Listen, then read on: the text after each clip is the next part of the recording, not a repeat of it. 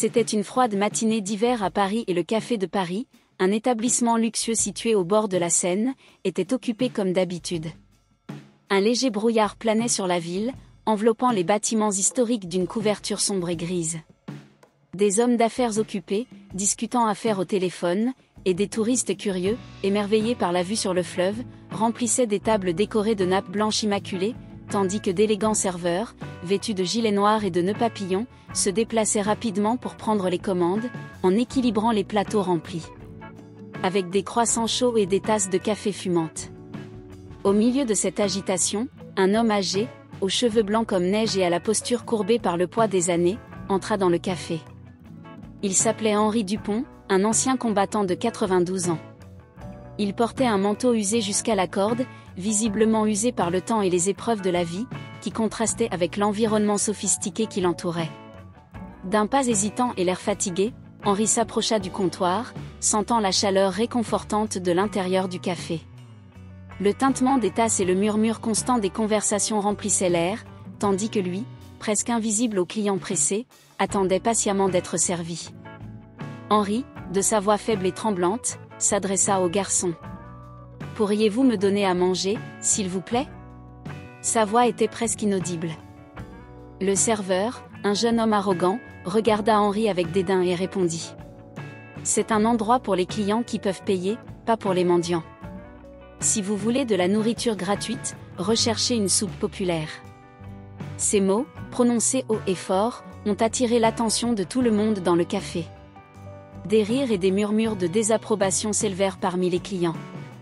Henri, les larmes aux yeux, sentit le poids de l'humiliation et, résigné, commença à s'éloigner.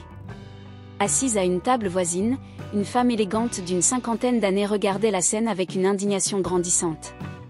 Claire Moreau, une femme d'affaires riche et influente, n'en revenait pas de ce dont elle était témoin. Elle se leva aussitôt et se dirigea vers le comptoir, où Henri était toujours debout. « C'est inacceptable !» s'est exclamé Claire en s'adressant au serveur. « Comment oses-tu traiter ainsi un gentleman ?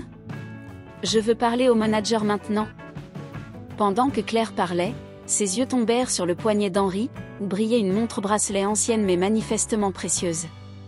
Elle reconnut immédiatement cette montre.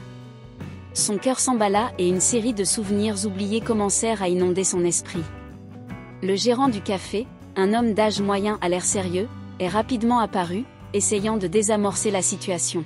« Je m'excuse, madame.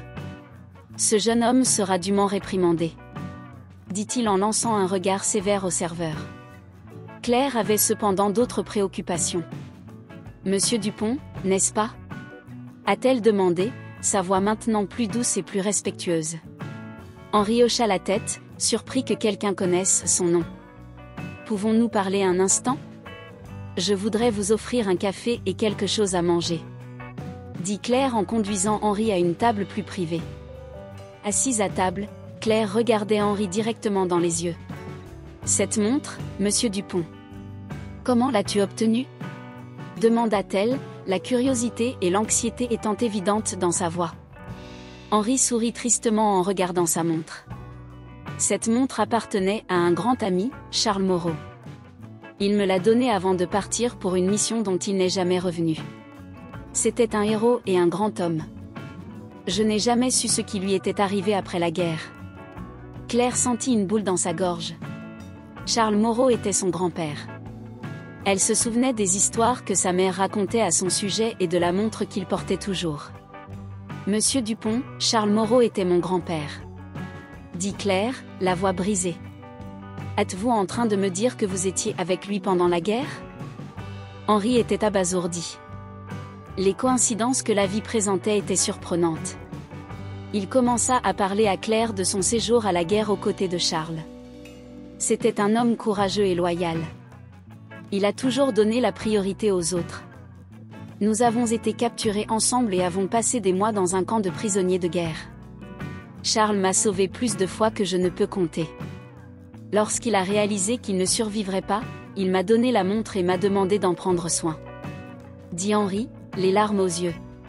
Claire tenait la main d'Henri, ressentant un lien profond et inattendu avec le vieil homme.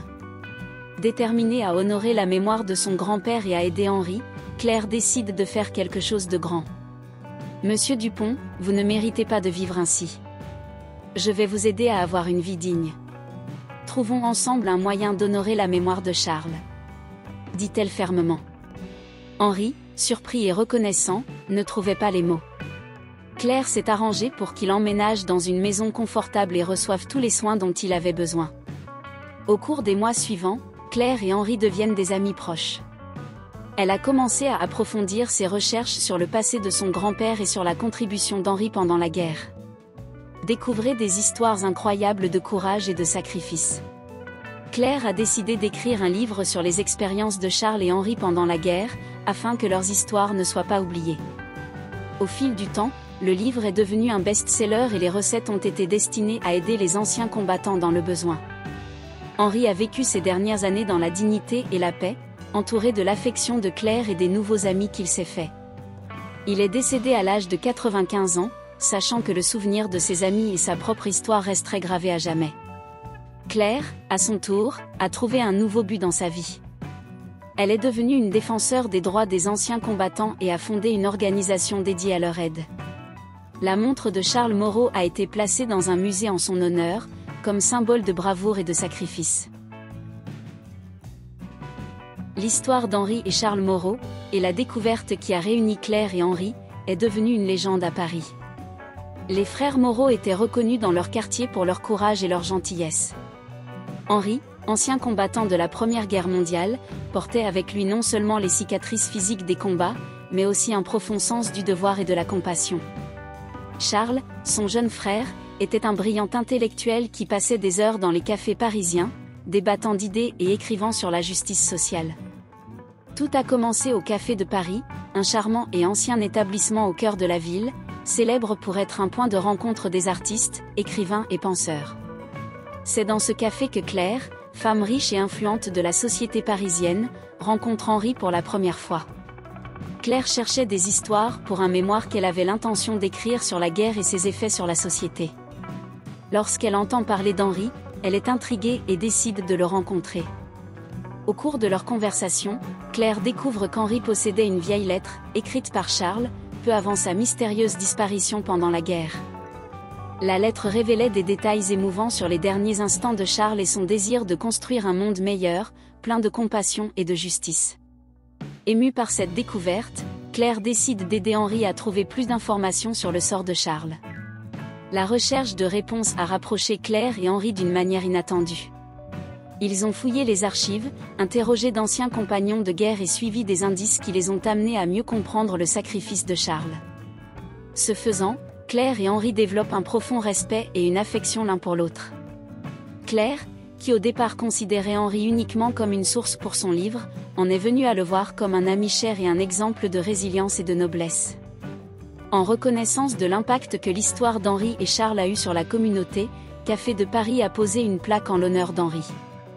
La plaque n'était pas seulement un rappel de leur contribution, mais aussi un symbole de l'importance de la mémoire et de la compassion dans la construction d'un avenir meilleur. L'inscription disait « À la mémoire d'Henri Moreau, dont le courage et la compassion nous rappellent l'importance d'honorer notre passé et de construire un avenir de respect et d'amour. » La légende d'Henri et Charles Moreau et l'amitié qui s'est développée entre Claire et Henri sont devenues une histoire inspirante à Paris.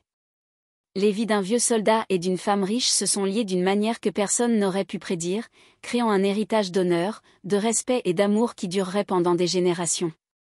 Le Café de Paris continue d'être un lieu où sont célébrées des histoires de courage et d'humanité, rappelant à chacun que même dans les circonstances les plus improbables, la gentillesse et la mémoire ont le pouvoir de transformer des vies.